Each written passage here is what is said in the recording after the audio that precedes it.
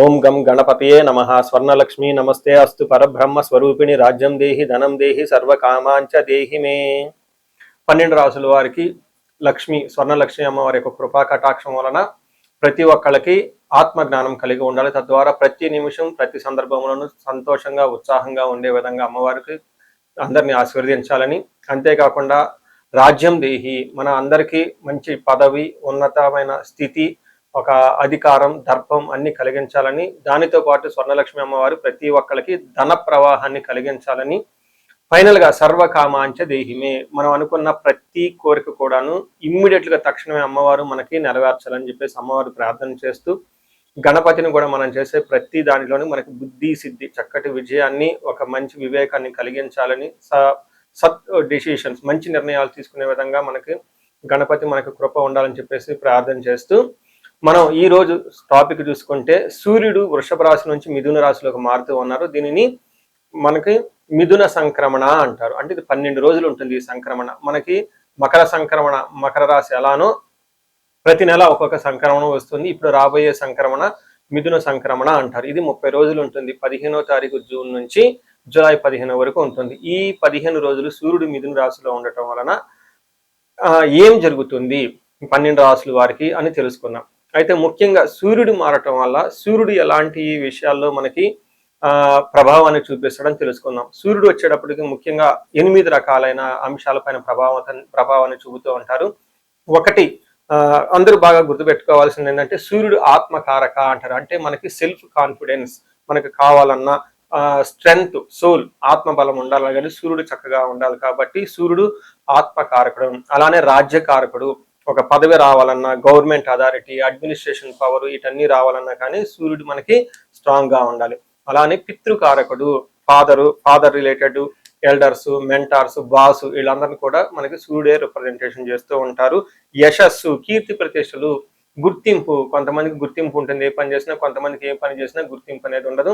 ఈ గుర్తింపు లేకపోవడం కూడా కారణం కూడా సూర్యుడు వాళ్ళ జాతకంలో సరిగ్గా లేకపోవడం అని గమనించుకోవాలి.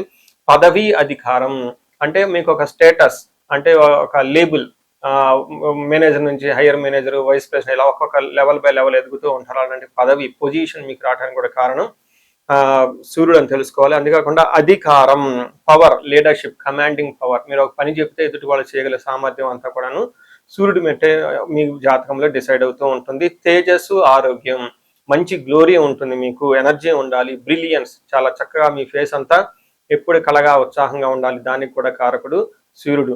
ముఖ్యంగా లాస్ట్ లో ఆరోగ్య ప్రదాత, సూర్యుడిని ఆరోగ్యం ఇచ్చే వాళ్ళు అంటారు. ఎవరి జాతకంలో అయితే సూర్యుడు సరిగా ఉండరో వాళ్ళకి అనారోగ్యంతో బాధపడుతూ ఉంటారు. ఎవరికైతే సూర్యుడు చాలా ఉచ్చ స్థానంలో ఉంటారో చక్కగా వాళ్ళకి హెల్తీగా ఉంటారు, ఫిజికల్ గా చాలా స్ట్రాంగ్ గా ఉంటారు, ఒక పవర్ వాళ్ళలో ఉంటుంది అని తెలుసుకోవాలి. ఇలా 8 రకాలైన ముఖ్యమైన కారకాలు ప్రతి ఒక్కళ్ళ జీవితంలో సూర్యుడు అనేది ప్రభావాన్ని చూపిస్తూ ఉంటారు.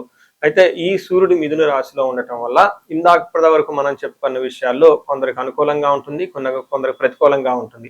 ఏ రాశుల వాళ్ళకి అనుకూలంగా ఉంటుంది, ఏ రాశుల వాళ్ళకి ప్రతికూలంగా ఉంటుందో మనం చూద్దాం. వృశ్చిక రాశి వాళ్ళు ఈ 30 డేస్ చాలా జాగ్రత్తగా ఉండాలి. ముఖ్యంగా జూన్ 15 నుంచి జూన్ 25 వరకు ఉన్న 10 రోజులు ఏదైతే ఉందో కొంచెం చాలా కేర్ఫుల్ గా, అటెన్షన్ గా ఉండటం చాలా ఇంపార్టెంట్. ఎందుకంటే సూర్యుడు 8వ స్థానంలో ఉండటం అంత మంచిది కాదు. అటు సూర్యుడు 8వ స్థానాన్ని కొంచెం అన్ఎక్స్పెక్టెడ్ గా చేంజెస్ ఉండే అవకాశం ఎక్కువగా ఉంటుంది. మీరు ఏదో ఎక్స్పెక్ట్ చేస్తుంటే అన్ఎక్స్పెక్టెడ్ గా పరిస్థితులు తలకిందులయ్యే అవకాశం ఉంటుంది. మీ ప్లానింగ్ కానివ్వండి, మీ ఆలోచన కానివ్వండి, మీ మీటింగులు, మీ యొక్క కీర్తి ప్రతిష్టలకి భంగం కలిగే విధంగా చాలా పనులు జరిగే అవకాశం ఉంటుంది. ఏదికంటే కానీ మీరు అనుకోని విధంగా అన్ప్లానెడ్ గా జరిగే అవకాశం ఉంటుంది.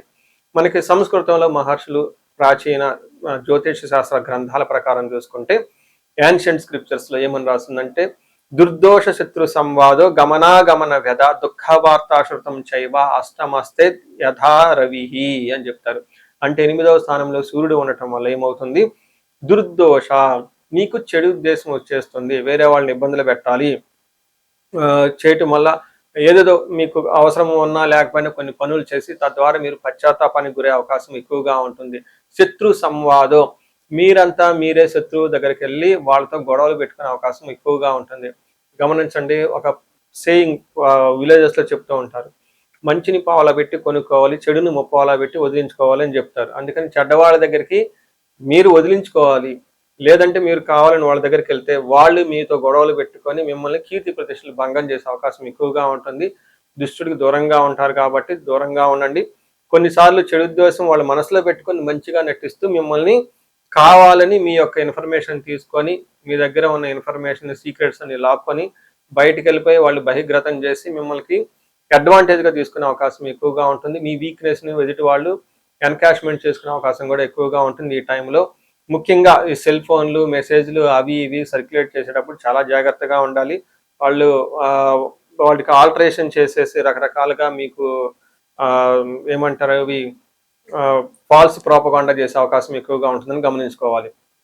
అంతేకాకుండా దుఃఖ వార్త శృతం చైవ, మీకు ఇబ్బంది కలిగే ఒక వార్త వినే అవకాశం ఎక్కువగా ఉంటుంది.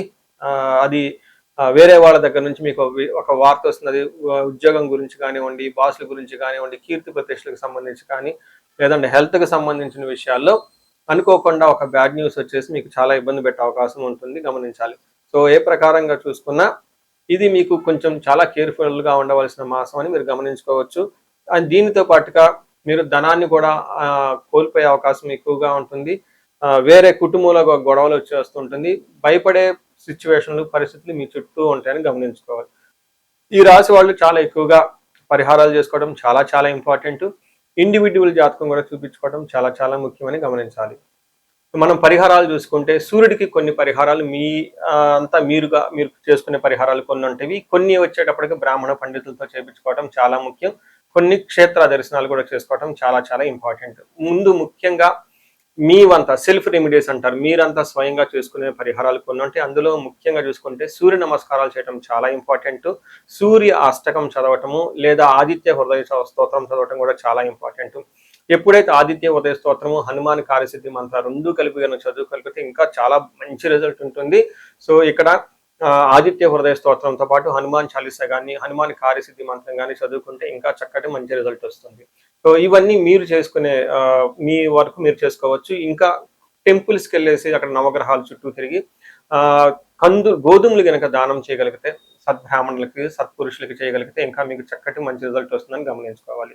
సో అది మీ వరకు చేసుకోగలుగుతారు. మీ ద్వారా కాకుండా కొన్ని సమస్య తీవ్రంగా ఉంటే పండితులను కలిసి లేదంటే మా ద్వారా అపాయింట్మెంట్ తీసుకొని జాతక చక్రం కూడా చూపించుకొని చేపించుకోవడం చాలా ఉత్తమం. ఇందులో ముఖ్యంగా సూర్యుడికి సంపూర్ణమైన శాంతులు చేయాల్సి ఉంటుంది. గ్రహ శాంతి అంటారు. ఈ గ్రహ శాంతిలో సూర్యుడికి జపాలు, దానాలు, తర్పణాలు, హోమాలు ఇవన్నీ చేస్తూ ఉండాలి. వీటితో పాటుగా ఇంకా మీ యొక్క ఇండివిజువల్ జాతకం చూపించుకోవడం చాలా చాలా ముఖ్యం.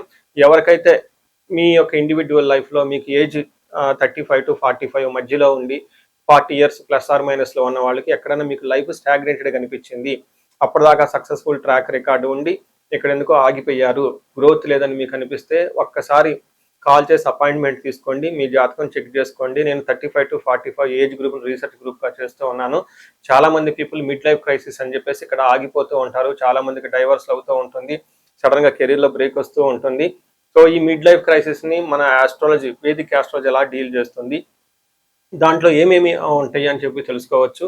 ముఖ్యంగా జ్యోతిష శాస్త్రం ప్రకారం గ్రహ శాంతులు అని ఉంటాయి, గ్రహ దోషాలు అని ఉంటుంది. మీ యొక్క అంతర్దశలు దశలు తెలుసుకొని వీటిల్లో ఏదైనా ఒక గ్రహం దోషం ఉండటం అయితే మీరు స్టాగ్నెంటెడ్ అయిపోతారు. దాన్ని ఎలా బయటకు రావాలని పరిహారాలు తెలుసుకోవాలి. వీటితో పాటుగా మీకు ఏమైనా శాపాలు ఉంటే పితృశాపం, కాలసర్ప దోషము, ఇలా మాతృశాపం, స్త్రీ శాపం, ఏమైనా యాక్టివ్గా శాపాలు ఉన్నాయా, ఈ శాపాలు ఉండటం వల్ల కూడాను మీరు లైఫ్లో గ్రోత్ లేకుండా ఆగిపోయే అవకాశం ఉంటుంది. సో ఎవరికైనా సరే ఎలాంటి ప్రాబ్లం ఉన్నా ధనానికి ఇబ్బంది పడిపోతూ ఉంటే స్వర్ణలక్ష్మి విశేష హోమం చేయించుకోండి. మీకు వీసా స్టాంపింగ్, H1B, లైక్ ఎక్కడన్నా ఏమంటారు ఉద్యోగంలో ఎక్కడన్నా బ్రేకులు వచ్చి ఆగిపోతూ ఉన్నా, లేదంటే ఫైనల్ రౌండ్ దాకా వచ్చి మధ్యలో ఎక్కడన్నా ఆగిపోయినా కానీ మీకు ఇలాంటి వాళ్ళకు కూడాను మన్యు పాశుపత అభిషేకము, రుద్రాభిషేకం చేయించుకోవడం చాలా చాలా ఇంపార్టెంట్. భార్యాభర్తల మధ్య గొడవలకు అన్యోన్య దాంపత్య పాశుపతం చేయించుకోవటం. ఎవరికైనా సర్పాలు, కాలసర్ప దోషాలు, మహాకాలసర్ప దోషాలు అంటే కాలసర్ప దోష నివారణ పూజలు, పితృదోష నివారణ పూజలు మీ యొక్క జాతకం చూసుకొని ఇవన్నీ చేసుకోవటం వల్ల జీవితంలో 10 రెట్లు ఖచ్చితంగా వెళ్ళే అవకాశం ఎక్కువగా ఉంటుందని గమనించుకోవాలి. మీ అందరికీ అష్టైశ్వర్యాలు కలగాలని, భోగభాగ్యాలు కలగాలని చెప్పేసి కోరుకుంటున్నాను. నమస్తే.